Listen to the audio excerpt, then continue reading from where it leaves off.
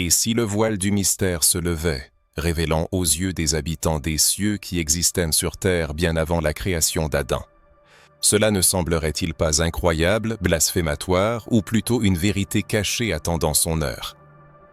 Préparez-vous à des révélations capables de bouleverser les conceptions établies sur l'origine de l'humanité, la sphère spirituelle et même les premières pages de la Bible. Il sera question d'un de ces sujets sensationnels qui, pour des raisons obscures, ont été évités pendant des siècles dans les sermons d'église, les discussions théologiques et même les milieux universitaires. Qui étaient donc les mystérieux, fils de Dieu, mentionnés dans le livre de la Genèse? Pourquoi leur apparition précède-t-elle la création d'Adam? Pourquoi la Sainte Écriture est-elle si avare de détails, alors que les textes apocryphes et les manuscrits oubliés semblent crier une vérité que peu osent entendre? Ce n'est pas seulement une énigme biblique. C'est une porte, un portail vers un univers inexploré de connaissances qui ont été délibérément cachées, censurées ou simplement ignorées. Et vous êtes maintenant au seuil de cette découverte. Mais soyez avertis, une fois que vous aurez appris ce qui est sur le point d'être révélé, vous ne pourrez plus jamais lire la Bible de la même manière. Avez-vous entendu parler des Néphilim et du livre d'Enoch? Et si des traditions anciennes, antérieures au livre de la Genèse lui-même, racontaient l'histoire d'une lignée céleste descendue sur terre, ayant marché parmi les hommes et influencé directement le cours de l'histoire? Pourquoi ces connaissances ne sont-elles pas enseignées? Pourquoi ont-elles été considérées comme dangereuses pendant des siècles? N'est-ce pas parce qu'elles révèlent un des aspects du monde spirituel qui dépassent les dogmes religieux traditionnels? Il n'est pas surprenant que les chercheurs, théologiens et même archéologues qui osent approfondir ce sujet soient discrédités ou réduits au silence. Il existe une crainte tout à fait justifiée que la vérité sur les fils de Dieu, ces êtres célestes qui ont foulé la terre avant Adam, révèle une dimension spirituelle échappant au contrôle des institutions religieuses. Cette connaissance est destinée à ceux qui désirent en la profondeur, à ceux qui cherchent à dépasser une compréhension superficielle, à ceux qui sentent qu'il manque quelque chose au récit conventionnel et qui réalisent que la détaillante que la Bible, lue à travers le prisme de la révélation spirituelle, recèle des codes, des secrets et des mystères qui n'y ont pas été placés par hasard. Aujourd'hui, nous explorerons les thèmes suivants, chacun constituant une pièce essentielle de ce puzzle qui se dévoile. Qui sont les fils de Dieu mentionnés dans le livre de la Genèse et quelle est leur véritable nature? 2. Y a-t-il eu une création avant Adam? Quand dit ou quand est la Sainte Écriture? 3. Quelles révélations sur les anges déchus et leurs actions sur terre sont contenues dans le livre d'Enoch? 4. Quel est le lien entre les fils de Dieu et les Néphilim, ces anciens géants dont les noms nous sont parvenus de l'Ancien Testament? 5.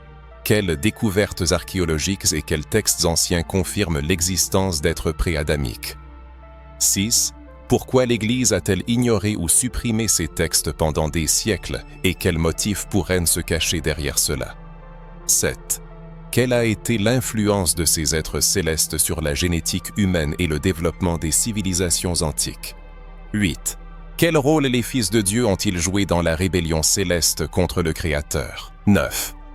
Comment ces connaissances suisses peuvent-elles transformer notre compréhension de l'humanité, du péché et du salut, ouvrant de nouveaux horizons de compréhension? 10. Et enfin, quel est le rapport de tout cela avec notre époque actuelle et les temps à venir?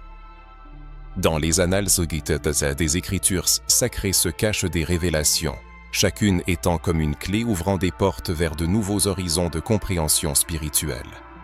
L'humanité n'est qu'au début de ce chemin de connaissance. L'expression « Fils de Dieu » que l'on trouve dans les pages de la Bible semble simple et innocente, mais elle recèle pourtant un mystère spirituel des plus profonds. À y regarder de plus près, ces mots deviennent une sorte de fissure dans le mur, derrière laquelle s'ouvre un univers entier, peuplé d'êtres célestes, de guerres spirituelles et d'alliances interdites, dont l'histoire remonte bien avant l'apparition d'Adam sur terre. Le terme « Fils de Dieu » apparaît pour la première fois dans le livre de la Genèse, 6:2, où il est dit qu'ils, ayant vu la beauté des filles et des hommes, les prirent pour femmes à leur gré. La question se pose, qui étaient ces fils de Dieu? Des anges, des entités spirituelles, des hommes d'une origine particulière? La tradition juive et les textes anciens, rejetés par les conciles ecclésiastiques, proposent une version encore plus étonnante. Selon celle-ci, les fils de Dieu étaient des êtres célestes, résidant dans les sphères supérieures qui, à un certain moment, ont franchi la frontière entre les mondes spirituels et matériels, descendant sur Terre pour interagir et même se reproduire avec les humains. Beaucoup de prédicateurs préfèrent éluder ce point ou lui donner une interprétation excessivement spiritualiste. Cependant, le texte biblique ne laisse pas de place aux allégories superficielles. Dans l'hébreu original, le terme « Béné Elohim » est utilisé, ce qui signifie littéralement « fils des dieux » ou « fils de Dieu ». Cette même expression se retrouve dans d'autres textes bibliques, comme dans le livre de Job, 1:6, où elle désigne des êtres célestes, membres de la cour divine. Il s'agit d'un groupe particulier d'êtres ayant activement participé au cours de l'histoire humaine. Pour ceux qui sont encore tentés d'y voir une métaphore, il existe le livre d'Enoch, l'un des textes les plus controversés et informatifs de l'Antiquité. Enoch, l'ancêtre de Noé, n'est pas mort mais fut enlevé au ciel. Selon ce livre, il reçut des visions et des révélations sur ces êtres célestes, dévoilant les détails terrifiants de leur chute, de leur rébellion et de leur influence sur l'humanité. C'est dans le livre d'Enoch que se trouve la description la plus complète des veilleurs, des anges envoyés pour garder la terre, mais qui ont trahi leur mission, s'enflammant de passion pour les femmes humaines. Ils les prirent pour femmes et engendrèrent une race hybride connue sous le nom de Néphilim, des géants, des êtres puissants dotés de vastes connaissances, mais qui apportèrent au monde le chaos, la destruction et la corruption spirituelle. Ce qui avait commencé comme une mission divine s'est transformé en un acte de rébellion, dont les fruits furent monstrueux, tant au sens littéral que spirituel.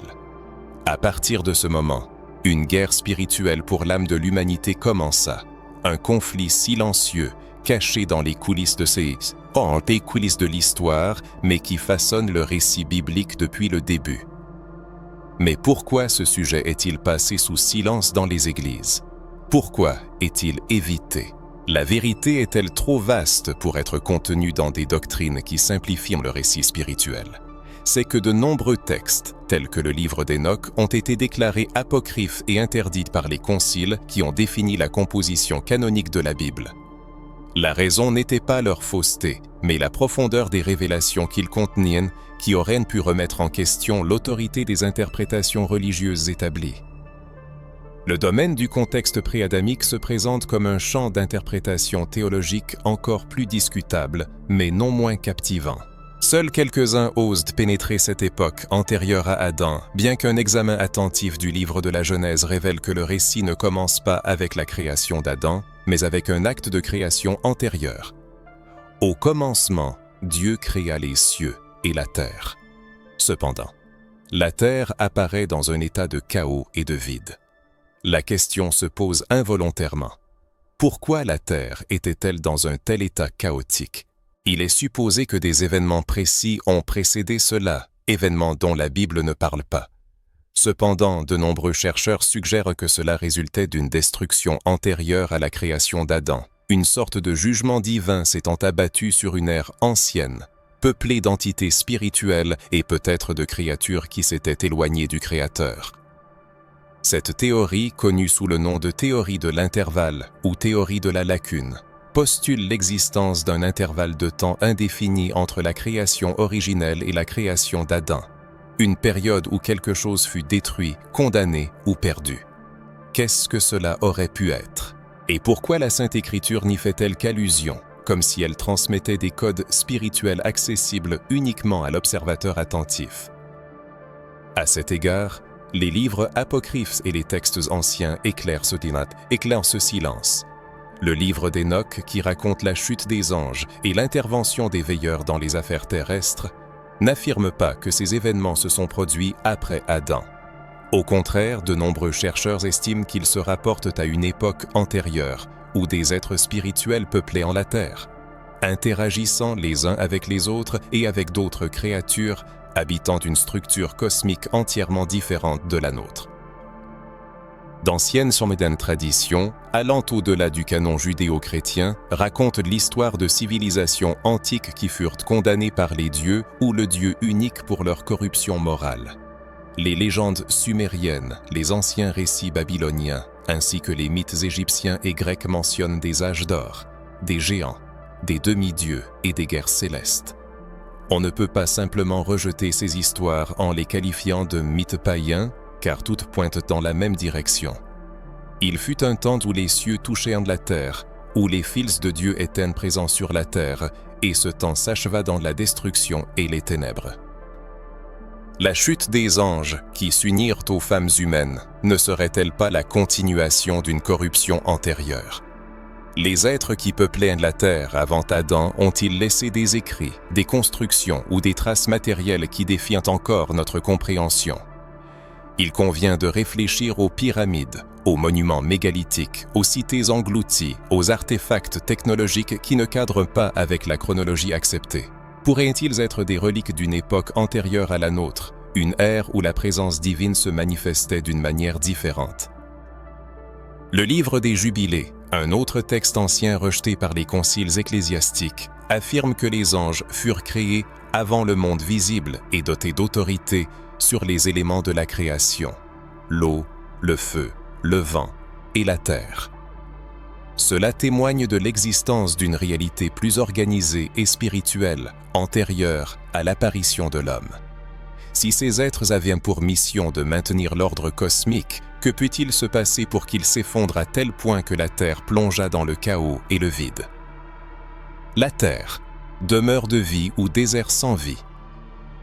Dans les textes sacrés, on trouve un verset énigmatique du livre du prophète Isaïe, 45-18. « Car ainsi parle l'Éternel, le Créateur des cieux, le Dieu qui a formé la terre, qui l'a faite et l'a établie, il ne l'a pas créée pour être vide, il l'a formée pour être habitée. » Ce verset suscite de profondes réflexions spirituelles. Si le Créateur n'a pas créé la terre vide, pourquoi au début du livre de la Genèse nous apparaît-elle ainsi?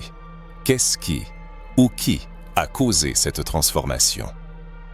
N'est-ce pas un témoignage d'un jugement divin ayant précédé le Jardin d'Éden?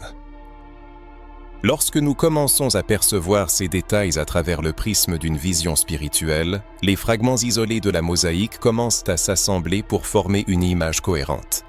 Tout indique une histoire antérieure cachée entre les lignes. C'est une réalité qui a été effacée des annales officielles, mais qui se reflète toujours dans les textes anciens, les traditions et les ruines. Pour ceux qui possèdent le don de la perspicacité spirituelle, il devient évident qu'Adam n'était peut-être pas le premier être vivant sur Terre, mais seulement le premier représentant d'un nouveau genre, d'une nouvelle tentative d'établir un lien pur et non corrompu entre les cieux et la terre, sans l'influence des anges déchus. Mais même cette tentative fut menacée, car la rébellion qui avait commencé dans les cieux ne s'y limita pas. Elle se propagea aussi sur la terre, et quand Adam fut créé, la guerre spirituelle battait déjà son plein, une bataille invisible, ancienne, dont les racines plongent dans le temps. Il est important de saisir la dimension spirituelle qu'apporte cette perspective. Mais qui sont donc ces mystérieux fils de Dieu? Qu'est-ce qui distingue ces entités des hommes ordinaires décrits dans la Sainte Écriture?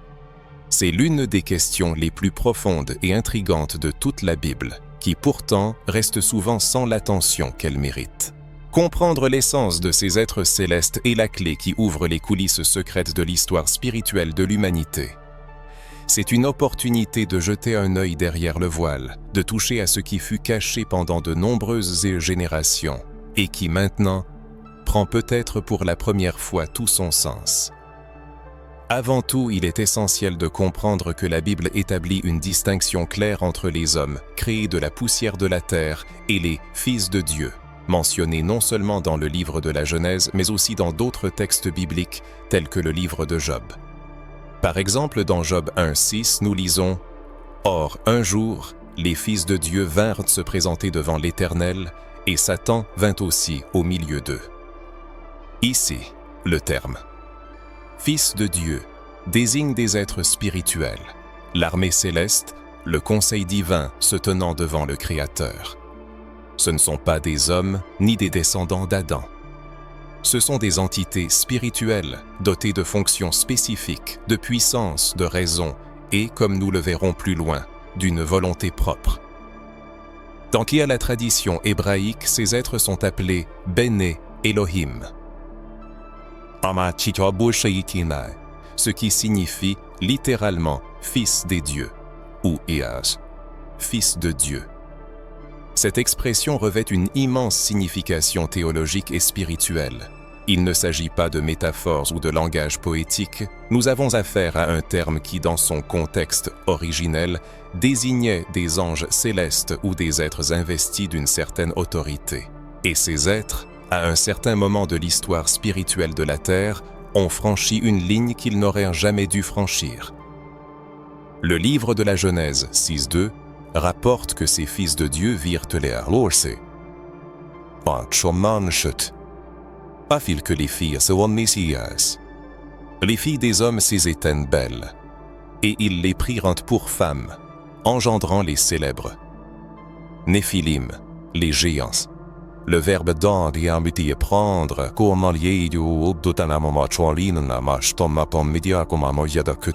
utilisé ici en hébreu a une connotation de possession, de choix délibéré, voire de domination. Cela témoigne que cet acte fut volontaire et non une erreur accidentelle. Ce fut une rébellion consciente. Et c'est ici que nous commençons à comprendre pourquoi ce sujet est si explosif. Il révèle que le péché originel, la corruption et la déviation de la volonté divine n'ont pas commencé avec Adam.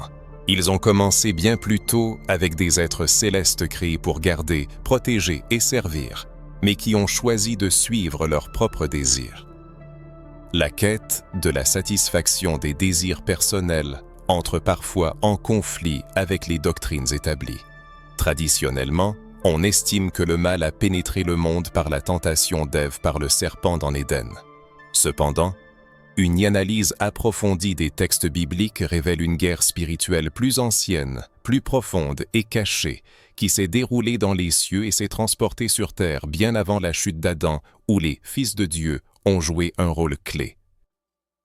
Certains théologiens, cherchant à simplifier ce récit, affirment que les fils de Dieu étaient les descendants de Seth, fils d'Adam, et les filles des hommes, les descendantes de Cain. Mais cette théorie, bien que populaire, n'a pas de fondement linguistique et théologique.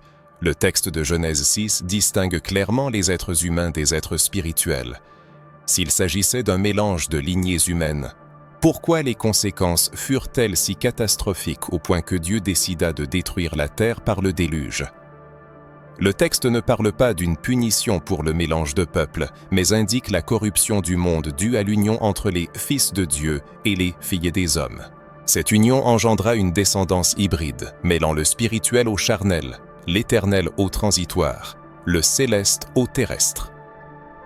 La distorsion du plan divin conduisit au chaos, à la violence et aux perversions. La question se pose, si les fils de Dieu étaient des anges, comment ont-ils pu prendre forme humaine? Les anges ont-ils des corps? Sont-ils capables de se reproduire? Les textes bibliques mentionnent des anges qui ont mangé, se sont engagés dans des batailles et sont apparus sous une forme visible, comme par exemple les 2 anges qui ont visité Sodome avec Lot. Ils furent perçus comme des hommes, mangèrent avec l'eau et étaient physiquement reconnaissables. Cela témoigne de la capacité de ces êtres à prendre une forme physique et à interagir avec le monde matériel. De plus, si leur péché était de nature sexuelle, comme l'affirme le livre d'Enoch, cela implique qu'ils possédaient de véritables corps physiques. Dans l'épître de Jude dans le Nouveau Testament, ces êtres sont directement mentionnés.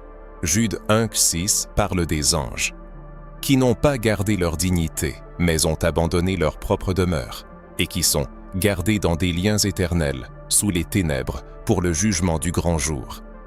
Ce verset parle d'anges ayant abandonné leur nature céleste et quitté leur oakétérion, corps spirituel, après quoi une punition immédiate s'ensuivit. L'emprisonnement en attente du jugement final. Cela confirme les informations du livre d'Enoch concernant des êtres descendus sur terre, ayant enseigné des connaissances interdites aux hommes, corrompu l'humanité et engendré des descendants gigantesques et puissants qui dominèrent bien la terre. Pourquoi ils furent condamnés? Ainsi, les fils de Dieu ne sont pas de simples personnages bibliques énigmatiques, mais des figures clés dans une guerre spirituelle continue. Ils symbolisent la frontière entre l'obéissance et la rébellion, entre le ciel et la terre, entre ce qui est permis et ce qui est transgressé. Leur histoire est indissolublement liée à celle de l'humanité. Genèse 6 contient la clé pour comprendre que le plan de Dieu pour l'humanité était attaqué bien avant la chute d'Adam. Comprendre l'essence des fils de Dieu aide à réaliser qui nous sommes, notre destinée et ce qui est en jeu dans ce combat spirituel. Le pacte des anges déchus avec les femmes humaines n'est-il qu'une continuation d'une corruption plus ancienne? Les êtres qui habitaient la terre avant Adam ont-ils laissé des écrits, des structures ou des traces physiques qui défient encore notre compréhension? Pensez aux pyramides, aux monuments mégalithiques, aux villes englouties sous les mers et aux artefacts technologiques qui ne s'inscrivent dans aucune chronologie acceptée. Auraient-ils pu être les vestiges d'une ère précédant la nôtre, une ère où la présence divine se manifestait différemment? Un texte ancien, appelé le Livre des Jubilés, non reconnu par les conciles ecclésiastiques, affirme que les anges existaient avant la création du monde visible. Des fonctions de gestion des éléments, l'eau, le feu, le vent et la terre, leur avaient été confiées. Cela suggère qu'avant même l'apparition de l'humanité, il existait un monde spirituel hautement organisé. Si ces êtres étaient chargés de maintenir l'ordre dans le cosmos, quels événements ont conduit la Terre à devenir informe et vide? Dans le livre du prophète Isaïe, 45-18, il y a une phrase énigmatique. « Car ainsi parle l'Éternel, le Créateur des cieux, le Dieu qui a formé la terre, qui l'a faite et l'a affermie. Il ne l'a pas créée pour qu'elle soit vide, il l'a formée pour qu'elle soit habitée. » Cela soulève une question spirituelle importante. Si Dieu n'a pas créé la terre vide, pourquoi apparaît-elle ainsi au début du livre de la Genèse? Qu'est-ce qui a provoqué ces changements? Est-il possible qu'un jugement divin ait précédé l'Éden? Si l'on examine ces détails d'un point de vue spirituel, une image commence à se dessiner. Tout indique l'existence d'une histoire cachée entre les lignes. C'est une réalité qui a été exclue de la version officielle, mais qui trouve encore un écho dans les textes anciens, les légendes et les ruines. Peut-être, pour ceux qui ont une compréhension spirituelle, Adam n'était pas le premier être vivant sur Terre, mais le premier représentant d'une nouvelle lignée. Une nouvelle tentative d'établir un lien entre le ciel et la terre. Cette fois, par un chemin pur et direct, sans l'influence des anges déchus. Mais même cette tentative fut contrecarrée, car la rébellion au ciel ne se limita pas à la sphère céleste, mais se propagea également sur la terre. Lorsqu'Adam fut créé, une guerre spirituelle était déjà en cours, une bataille ancienne et invisible aux racines profondes. Il est important de prendre en compte la dimension spirituelle de cette histoire. Si des civilisations existaient avant Adam, elles ont été détruites à cause de la corruption. Cela démontre que Dieu ne tolère pas les déviations de son plan éternel. Mais cela souligne également sa persévérance à restaurer, reconstruire et recommencer. Ainsi, la création d'Adam n'était pas un début absolu, mais un nouveau départ, un nouveau cycle et une nouvelle espérance. Malheureusement, on en parle rarement dans les églises, les études bibliques et les écoles du dimanche, car il est plus facile de s'en tenir à l'histoire principale. Dieu a créé Adam. Adam est tombé. Le péché est entré dans le monde. Puis Jésus est venu pour tout réparer. Cependant, la réalité spirituelle est beaucoup plus complexe et comporte de nombreux niveaux de révélation. En commençant à explorer, on peut découvrir que nous nous trouvons sur un champ de bataille spirituelle bien plus vaste que nous ne l'aurions imaginé. Peut-être que quelque chose se réveille en nous et le sentiment qu'il y a à quelque chose de plus grand émerge. La Bible est un livre vivant, plein de mystères, de codes et de vérités spirituelles qui ne se révèlent qu'à ceux qui ont soif de les connaître. Tout ce qui précède peut changer notre compréhension spirituelle des Écritures. Nous aborderons ensuite l'un des sujets les plus controversés et complexes, la chute des anges et l'apparition des Néphilim. Il s'agira d'un court passage des Écritures, mais d'une immense profondeur spirituelle. Dans Genèse 6.4, nous trouvons ces lignes. « Il y avait des géants sur la terre en ces temps-là, et aussi après, lorsque les fils de Dieu vinrent vers les filles des hommes, et qu'elles leur donnèrent des enfants. Ce sont ces héros qui furent fameux dans l'Antiquité. » À première vue, cela peut sembler un simple fait historique, mais derrière ces mots se cache une profonde révélation, capable de bouleverser les idées établies sur le monde spirituel et matériel. Ces géants, connus sous le nom de Néphilim dans le texte hébreu original, n'étaient pas de simples hommes de grande taille. Ils étaient la conséquence directe de l'union entre les fils de Dieu, des êtres célestes et des femmes terrestres. Le mot même, Néphilim, vient de la racine hébraïque Naphal, qui signifie « tomber ». Ainsi, ils sont littéralement les tombés ou les descendants des tombés. Cela indique qu'il s'agit d'un phénomène dépassant la génétique humaine ordinaire. Ici, nous sommes confrontés à un croisement interdit, un mélange du spirituel et du charnel, qui a conduit à des conséquences catastrophiques. Ces créatures hybrides, ayant hérité de la puissance des êtres célestes, se sont retrouvées corrompues par la nature charnelle, ce qui les a rendues dangereuses, arrogantes et cruelles. Les traditions à leur sujet témoignent qu'elles dominaient, détruisaient, exploitaient et pervertissaient tout autour d'elles. Elles n'étaient pas une simple erreur accidentelle, mais l'incarnation d'une rébellion matérialisée sur terre. Les textes bibliques indiquent que leur présence fut l'une des principales causes du grand déluge. Le jugement de Dieu s'est abattu sur la terre à cause de la décomposition spirituelle causée par cette union illégale. Imaginez la gravité de la situation. Des anges destinés à servir Dieu, à l'adorer et à accomplir sa volonté, ont décidé de quitter leur place céleste, de prendre une forme physique, de violer l'ordre de la création et d'engendrer une descendance, allant à l'encontre du plan divin. C'était l'essence de la rébellion et de la chute consciente.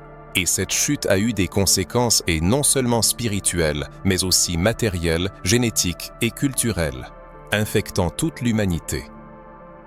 Cette histoire est relatée plus en détail dans le livre d'Hénoch. Nous y voyons les veilleurs, un groupe de 200 anges descendus sur le mont Hermon, et ayant juré de prendre des femmes humaines. Ces anges ont révélé aux hommes des connaissances qui n'auraient pas dû l'être. La sorcellerie, l'utilisation de plantes hallucinogènes, la fabrication d'armes, la manipulation des cieux et de la terre. Ils ont apporté des connaissances qui semblaient être de la lumière, mais qui se sont avérées être des ténèbres, ainsi qu'une science corrompue, des technologies destructrices et des pratiques spirituelles qui détournaient l'homme de Dieu. Les enfants de ces anges et de ces femmes humaines, les géants Néphilim, ne grandissaient pas seulement en taille, mais aussi en méfaits. La violence se répandait, la terre se remplissait de sang, d'injustice et de perversion. C'est dans ce contexte que Dieu a décidé de purifier la création par le déluge. La présence des Néphilim était une insulte directe à l'ordre divin, ne laissant aucune place à la restauration.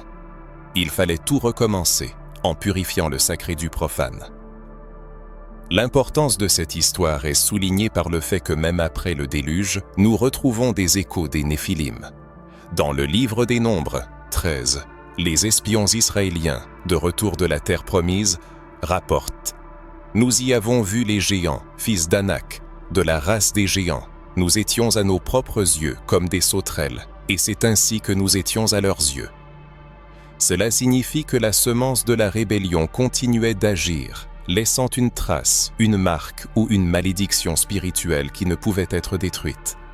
Cela témoigne de la puissance et du danger de cette lignée. Telle était la nature de cette lignée. Mais il existe un aspect encore plus profond, expliquant la raison de la chute de ces anges.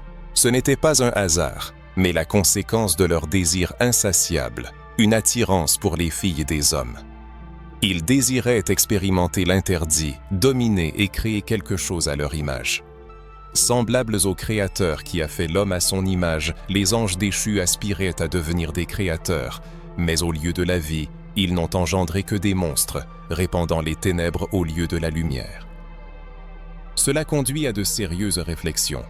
Que se passe-t-il lorsque le spirituel s'unit au charnel contre la volonté de Dieu? Que se passe-t-il lorsque des entités spirituelles prennent des formes qui leur sont étrangères, déformant le dessein divin? La réponse est évidente.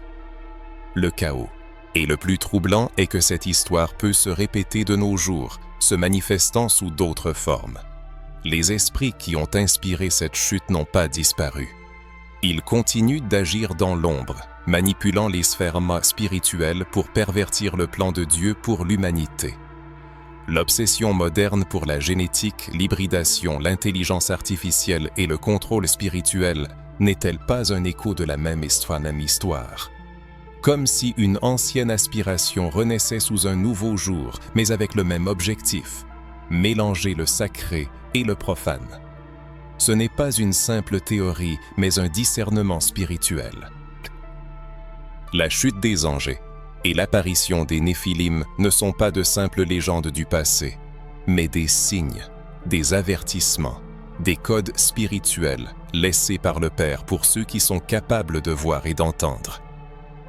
Car tout ce qui s'est passé au jour de Noé se répétera. Jésus-Christ lui-même a dit que la venue du Fils de l'homme serait comme au jour de Noé. Réalisez-vous maintenant l'importance de connaître cette histoire. Elle nous prépare, détermine notre position, nous éveille. Préparez-vous, car des preuves et des témoignages. Longtemps qu'on entend caché au monde, seront présentés par la suite. Après avoir pris conscience de la signification spirituelle de la chute des anges et de l'apparition des Néphilim sur terre, la question se pose, existe-t-il des preuves concrètes? Quelque chose qui dépasse les récits bibliques et les livres anciens, comme le livre d'Enoch, quelque chose que l'archéologie, l'histoire ou les traditions anciennes peuvent confirmer. Pour ceux qui osent en chercher, la réponse est un retentissant « oui ». Et il ne s'agit pas d'interprétations vagues ou de théories décousues, mais de documents historiques, de monuments anciens, de témoignages millénaires de personnes ayant vécu à différentes époques et dans différentes parties du monde, mais décrivant les mêmes événements avec des mots différents. Il est frappant de constater à quel point ces documents se recoupent. Presque toutes les grandes civilisations anciennes mentionnent des dieux célestes ou des êtres descendus du ciel, ayant donné aux hommes des connaissances supérieures et, dans de nombreux cas, s'étant unis à des femmes terrestres, engendrant une descendance puissante. Considérons quelques exemples. Dans la mythologie sumérienne, il existe les Anunnaki, décrits comme des êtres arrivés du ciel sur terre et, selon les tablettes d'argile, ayant régné sur le monde pendant des millénaires. Ils ont enseigné aux hommes les mathématiques, l'astronomie, l'écriture, l'architecture, puis ont mystérieusement disparu. Cela ne vous semble-t-il pas familier? Dans la culture égyptienne ancienne, nous rencontrons les dieux Nedjeru, ayant des formes humaines et animales, qui sont descendus du ciel, ont marché parmi les hommes, ont érigé des constructions colossales, puis sont retournés dans le Duat, le monde des esprits. Dans la mythologie grecque, les dieux de l'Olympe descendaient sur terre pour se mêler aux mortels, engendrant des héros et des demi-dieux aux capacités surnaturelles. Persée, Héraclès, Achille, tous étaient des enfants de dieux et de femmes terrestres. Et ce mélange de lignées, c'est exactement ce dont parle le chapitre 6 du livre de la Genèse. Maintenant, arrêtez-vous et réfléchissez. Comment des peuples différents, vivant sur des continents éloignés, sans aucun lien entre eux, pouvaient-ils raconter des histoires si similaires? Comment sont-ils arrivés à un récit commun d'êtres célestes descendus sur terre et s'étant mêlés aux hommes? Cela ne peut pas être une simple coïncidence. Cela indique une vérité spirituelle, enregistrée de différentes manières, adaptée à différentes cultures et langues, mais ayant la même base. Une véritable invasion spirituelle, une intervention des cieux dans les affaires terrestres. Le regard se tourne vers les cieux, et ce regard n'est pas fortuit. Les civilisations anciennes ont laissé derrière elles des preuves matérielles, comme si elles criaient l'existence passée d'un lien entre le monde terrestre et le monde céleste. Les découvertes archéologiques dispersées à travers le globe nous incitent à nous interroger sur l'influence possible de forces extraterrestres sur le développement de l'humanité. Les structures mégalithiques, telles que les pyramides et les temples, érigés avec des pierres de plusieurs tonnes, frappent l'imagination.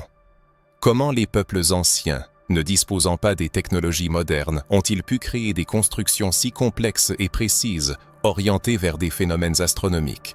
Les Incas au Pérou, les Mayas en Amérique centrale, les Égyptiens en Afrique du Nord, les Babyloniens au Moyen-Orient, tous attribuent bien leur connaissance des cieux et des étoiles à des êtres descendus du ciel.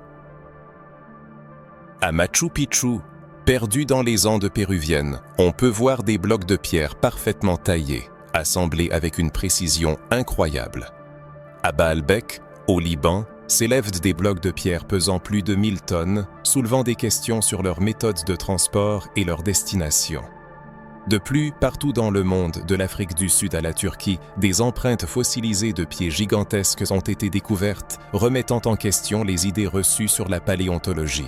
Des traces de 2 à 3 mètres de long suggèrent là l'existence d'êtres dont la taille dépassait celle des humains. Ne sont-elles pas liées aux géants bibliques, les Néphilim qui habitaient autrefois la terre? Il est remarquable que ces artefacts et témoignages ne trouvent pas toujours leur place dans les musées et les recherches scientifiques reconnues. Souvent, ils sont passés sous silence, discrédités ou ridiculisés, car la reconnaissance de leur authenticité pourrait ébranler les théories historiques établies. Le système existant ne semble pas intéressé par les questions qui révèlent des vérités cachées. Cependant, pour ceux qui possèdent une vision spirituelle, ces découvertes prennent tout leur sens. Elles apparaissent comme des pièces d'un puzzle spirituel que les forces supérieures nous permettent de résoudre à notre époque. On ne peut ignorer les témoignages des peuples autochtones qui vivent aux 4 coins de la planète. Les mythes et légendes des habitants indigènes du Brésil, d'Amérique du Nord, d'Afrique et d'Australie racontent l'histoire d'êtres stellaires ayant visité la Terre, transmis leurs connaissances et l'ayant ensuite quitté. Certains les appellent esprits ancestraux, d'autres anciens dieux, mais le tableau général reste inchangé. Il y a même des mentions de guerre entre ces êtres, de rébellions célestes, ce qui se reflète dans le livre d'Enoch. Les statues de l'île de Pâques, les mystérieux Moai, semblent contempler silencieusement les cieux, posant des questions sur qui les a créés, comment ils ont été érigés et quelles connaissances nous ont été cachées. Tout indique un lien profond entre le ciel et la terre, une époque où le spirituel et le matériel étaient indissociables, jusqu'à ce qu'un événement tragique ne survienne, entraînant la destruction. Et la question la plus troublante est peut-être de savoir pourquoi ces registres et témoignages ont été cachés au public. Pourquoi n'ont-ils pas fait partie de l'éducation traditionnelle dans les églises, les écoles et les universités? La réponse pourrait être qu'ils révèlent trop, ouvrent l'esprit et libèrent les gens du contrôle, les orientant vers la vérité spirituelle. Les forces qui cherchent à contrôler préfèrent en maintenir les gens dans l'ignorance, dans l'emprise du matérialisme et d'une compréhension limitée des Écritures sacrées. Mais la vérité, comme on le sait, libère. En comparant toutes les données disponibles, les mentions des offices de Dieu, des Néphilim, les registres anciens et les découvertes archéologiques, une question inévitable se pose. Pourquoi ce silence? Pourquoi ces éléments importants du puzzle spirituel de l'humanité restent-ils en dehors des connaissances généralement admises? Pourquoi des connaissances aussi importantes sont-elles absentes des manuels scolaires accessibles au public? La réponse à cette question, bien que complexe, est étonnamment claire et inconfortable. Il existe un intérêt ancien et profondément enraciné à éloigner les gens de la vérité. La vérité a toujours représenté un danger, car elle confère la liberté, remet en question les fondements et brise les systèmes sclérosés. Lorsqu'il s'agit de vérités spirituelles révélant les origines de la rébellion céleste, la manipulation du monde physique par des entités angéliques déchues et l'existence de civilisations cachées ayant précédé Adam, nous sommes confrontés à des révélations qui menacent la structure même du contrôle érigé par les institutions religieuses et politiques au fil des siècles. Le problème ne réside pas dans l'inaccessibilité de ces connaissances, mais dans leur dissimulation intentionnelle. L'une des méthodes les plus efficaces pour cacher la vérité a été la censure des livres considérés comme apocryphes. Qu'est-ce que cela signifie en pratique? Cela signifie qu'à un certain moment de l'histoire, un groupe de personnes, des personnes et non des forces divines, s'est réuni pour décider quels livres seraient considérés comme inspirés, sacrés et dignes d'être inclus dans la Bible, et lesquels ne le seraient pas. Le plus frappant, c'est que bon nombre de ces livres, largement utilisés par les apôtres, les premiers chrétiens et même les Juifs eux-mêmes, ont été tout simplement exclus, rejetés et oubliés. Parmi eux figure le livre figure le livre d'Enoch, le livre des Jubilés, le livre de Jacher et bien d'autres. Le livre d'Enoch, par exemple, est directement cité dans l'épître de Jude dans le Nouveau Testament. Cela témoigne que les apôtres y avaient accès et considéraient les informations qu'il contenait comme importantes. Pourquoi a-t-il été exclu du canon? C'est qu'il raconte ouvertement la chute des anges, les noms des veilleurs, la naissance des Néphilim et les connaissances interdites transmises aux hommes.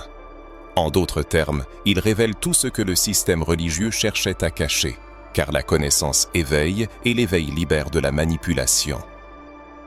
Cependant, il ne faut pas croire que cette censure était dictée par la seule ignorance. Une stratégie et une intention claire la sous-tendaient. Pendant des siècles, la connaissance a été l'apanage des élus. Seuls les chefs religieux, les moines, les scribes et les théologiens avaient accès aux textes anciens. Les gens du commun étaient privés de la Bible, des livres et par conséquent de l'accès à la vérité. Et ce n'est pas une théorie du complot, mais un fait historique.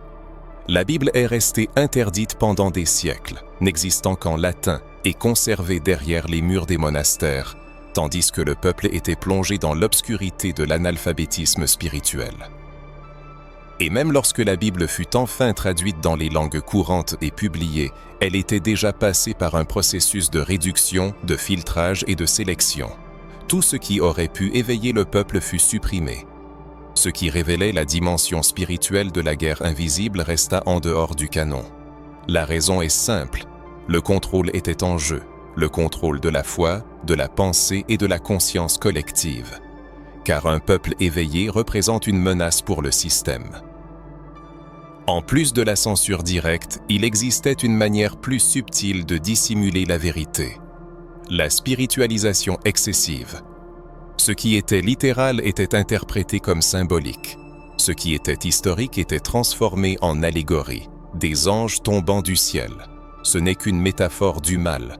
Les Néphilim, juste un langage poétique, des êtres célestes marchant parmi les hommes. De la mythologie et rien de plus. Ainsi, le surnaturel fut étouffé et la dimension spirituelle de la Bible fut remplacée par le moralisme. Des théologies froides étouffèrent les dogmes, ce qui conduisit à la formation d'une génération aveugle, sourde et apathique sur le plan spirituel. La génération actuelle est confrontée à une menace insidieuse, ardemment propagée par l'ennemi de l'humanité. Son objectif est simple et terrible. Plonger les gens dans une cécité spirituelle, les priver de la capacité de voir et de combattre dans la guerre spirituelle. Si une personne étanche et convaincue que le monde matériel est la seule réalité, elle cesse de chercher la révélation divine, source de sagesse et de force. Si elle limite la parole de Dieu au seul texte canonique, rejetant d'autres sources de connaissances, elle se prive de la possibilité d'approfondir sa compréhension des vérités spirituelles. C'est pourquoi, selon certains, des vérités importantes ont été cachées afin de maintenir les gens dans un état de superficialité, de soumission et d'indifférence. Cependant, à l'époque actuelle marquée par des signes prophétiques, l'Esprit de Dieu éveille les cœurs et les esprits. Il ouvre les yeux à la vérité, brise les dogmes obsolètes et pousse des milliers de personnes à travers le monde à poser des questions, à explorer et à chercher des réponses. Car, comme le dit l'ancienne sagesse, la gloire de Dieu est de cacher les choses et la gloire des rois est de les sonder. Chaque être humain est appelé à la royauté, et la royauté exige la connaissance, l'accès aux vérités cachées et la libération des mensonges qui enchaînent l'esprit. Il est tout à fait légitime de se demander: Si certains textes sont si importants, pourquoi Dieu a-t-il permis leur exclusion du canon? La réponse peut-être réside dans le fait que le véritable chercheur trouve toujours. Dieu ne distribue pas les trésors de la sagesse à n'importe qui. Il les cache afin que seuls ceux qui ont soif, qui sont confiants et humbles d'esprit, puissent les trouver. Et si une personne entend ces paroles, c'est qu'elle fait partie de ceux qui sont appelés à plonger plus profondément, à briser le cercle vicieux de l'ignorance et à découvrir les vérités qui ont été délibérément effacées de la mémoire des générations. Il est important de noter que de nombreux leaders religieux sont conscients de ces faits. Ils connaissent l'existence des textes apocryphes, le contenu du livre d'Enoch et son lien avec les événements décrits dans Genèse 6. Pourtant, ils gardent le silence, mus par la peur de perdre leur autorité, d'être rejetés par la société ou de briser des traditions établies. C'est regrettable, car un véritable leader spirituel ne cache pas la vérité. Au contraire, il la révèle, guide et ouvre les portes de la connaissance. Il prépare son peuple aux batailles spirituelles à venir, qui sont inévitables. Après avoir examiné de nombreux aspects de ce sujet, nous abordons l'une des questions les plus profondes et spirituellement provocatrices. Qu'est-ce que tout cela révèle sur notre propre nature? Qui sommes-nous réellement? Ne sommes-nous que les descendants d'Adam ou y a-t-il quelque chose de plus grand dans notre origine, inconnu de la plupart des gens? Si les fils de Dieu sont descendus sur terre, si les Néphilim ont marché parmi les hommes, si un mélange de lignées spirituelles et humaines a eu lieu, quelles en sont les implications pour la compréhension de l'identité humaine? Cette question dépasse le cadre de la théologie et touche à l'essence même de notre être. Dès l'enfance, on nous enseigne que nous avons été créés de la poussière de la terre, à l'image et à la ressemblance de Dieu, par Adam. Et c'est vrai. Mais l'humanité entière est-elle exclusivement issue de cette lignée? Et sinon, qu'est-ce que cela signifie pour notre spiritualité, pour le plan de rédemption et pour la bataille éternelle entre la lumière et les ténèbres qui fait encore rage en chaque être humain? En nous référant à Genèse 6, qui décrit l'union des fils de Dieu avec les filles des hommes, nous réalisons que cette alliance a donné naissance à bien plus qu'une simple race hybride. Elle a engendré un conflit spirituel intérieur qui perdure encore aujourd'hui. Les Néphilim sont le résultat d'une transgression spirituelle, une déviation du dessein originel du Créateur. Ils n'ont pas été créés à l'image et à la ressemblance de Dieu, mais portaient en eux le sceau de la rébellion. La nature d'être s'opposant à la volonté du Créateur était ancrée en eux. Et lorsque cette lignée fut introduite sur terre, des changements irréversibles se produisirent. La nature humaine se divisa. L'humanité se composa non seulement des descendants d'Adam, mais aussi de lignées corrompues, d'entités spirituelles hybrides, de semences portant l'ADN de la rébellion. Et cela se manifeste non seulement au niveau physique, mais aussi spirituel. Le monde est secoué par les conflits et le chaos, et l'humanité est plongée dans la perversion, car à sa base réside un mélange spirituel qui nécessite une prise de conscience. Les textes bibliques relatent à maintes reprises la séparation des peuples, les commandements d'anéantir certaines nations, la prévention des alliances et les interdictions de mariage mixtes, ce qui témoigne d'une dimension spirituelle et non pas simplement culturelle ou territoriale. Dans les lignées de certains peuples se cachait quelque chose d'étranger à la postérité d'Adam, l'héritage des fils de Dieu déchus qui s'efforçaient sans relâche de déformer les desseins du Créateur. Si un mélange spirituel est à l'origine de l'humanité, cela éclaire de nombreux aspects de l'existence. Cela explique pourquoi certaines personnes ressentent une soif profonde de Dieu, tandis que d'autres nourrissent une haine envers tout ce qui est sacré. Pourquoi certains cœurs sont naturellement attirés par la lumière et d'autres par les ténèbres? Pourquoi certaines personnes semblent porter une résistance génétique à la présence de Dieu, peut-être en raison d'un manque de lien avec la pure descendance d'Adam? Le mélange spirituel du passé continue de vivre dans l'âme des êtres humains contemporains, ce qui nous pousse à réaliser que tous ne répondent pas de la même manière à l'appel divin. Jésus-Christ a affirmé « Mes brebis entendent ma voix », mais il a aussi dit « Vous avez pour père le diable, et vous voulez accomplir les désirs de votre père. Ces paroles ne sont pas de simples symboles, mais des révélations spirituelles. Jésus s'adressait aux hommes, mais il reconnaissait que tous ne portaient pas l'identité du Père céleste. En son temps, il existait une division spirituelle basée sur l'origine. Tout cela invite chaque individu à l'introspection et à la recherche de son identité spirituelle. Le salut n'est pas seulement un changement de comportement, mais aussi la découverte de sa véritable essence lorsque Dieu appelle ses enfants, créés à son image mais perdus dans le chaos des influences spirituelles de la terre. La Bible parle de renaissance, de nouvelle naissance et de transformation de l'esprit, car même si une personne est née d'une lignée corrompue, le sang de l'agneau peut purifier, restaurer et sanctifier. Cependant, cela n'est possible que lorsque l'individu reconnaît la nécessité de se reconnecter à son origine véritable. Ce processus commence par la prise de conscience d'un conflit intérieur, la confrontation entre une nature spirituelle déchue et une nature divine originelle. Chaque personne a ressenti au moins une fois dans sa vie ce désaccord, lorsqu'une partie de son être appelle Dieu, tandis qu'une autre résiste, se cache et s'enfuit. La raison de la lutte qui se déroule dans l'esprit, les émotions et la volonté devient maintenant claire, car la nature humaine issue du mélange instauré par les anges rebelles porte en elle cette dualité. Mais il y a de l'espoir et de la rédemption, et l'appel à revenir à la source retentit pour tous ceux qui le désirent. La connaissance de cette vérité revêt une importance capitale.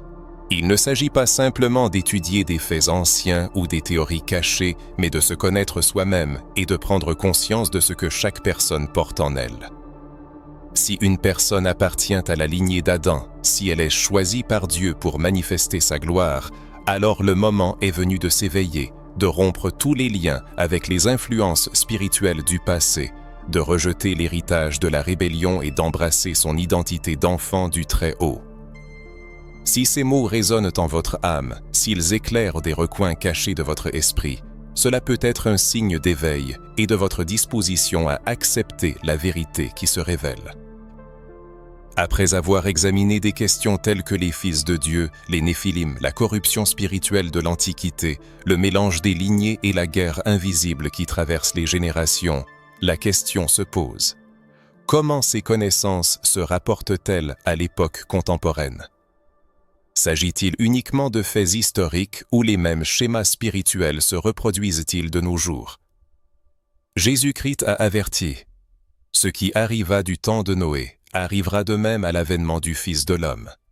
Cette déclaration doit être perçue comme un code prophétique, indiquant la nécessité de prêter attention à certaines parallèles, car les temps de Noé n'étaient pas seulement marqués par la décadence morale et la violence, mais aussi par une profonde intervention spirituelle. Des anges déchus sont descendus sur terre, ont pris des femmes humaines pour épouses, produisant une descendance hybride et répandant des connaissances interdites. En d'autres termes, à cette époque, les frontières entre les mondes spirituels et physiques étaient estompées. En observant le monde qui nous entoure, on peut constater que la science moderne expérimente activement les manipulations génétiques.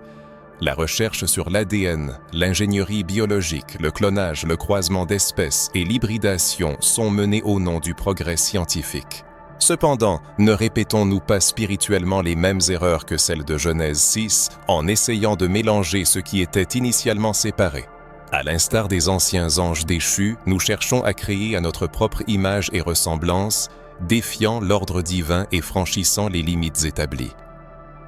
Le développement technologique contribue également à estomper les frontières entre les différents mondes. Les réalités virtuelles, l'intelligence artificielle et le transhumanisme ne sont que des manifestations modernes de la quête de devenir semblable à Dieu, de soumettre la création et de modifier l'essence même de la vie. C'est précisément ce que les veilleurs enseignaient aux hommes avant le déluge. Le livre d'Hénoch raconte comment ils ont transmis aux hommes la connaissance des incantations, de la sorcellerie, du contrôle des éléments et de la création d'armes de destruction, présentant cela comme de la sagesse, mais répandant en réalité la corruption. Une analyse plus approfondie de la situation spirituelle actuelle révèle une intensification des faux dons, des manifestations surnaturelles déformées, des prophéties trompeuses et des religions hybrides mêlant vérité et mensonge. Des pratiques spirituelles autrefois condamnées par Dieu, telles que l'astrologie, la nécromancie et l'invocation d'esprits, sont désormais normalisées, même dans les cercles religieux. Ce n'est pas une coïncidence, mais la manifestation du même esprit agissant sous de nouveaux masques. Les prophéties bibliques avertissent d'un temps où la tromperie atteindra une telle puissance qu'elle pourra égarer même les élus. Viendront des temps où le monde sera plongé dans les ténèbres, tout en croyant être dans la lumière.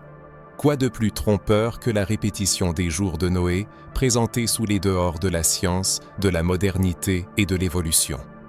Quoi de plus aveuglant pour les gens qu'une société où le mal est présenté comme le progrès et la rébellion spirituelle comme la liberté?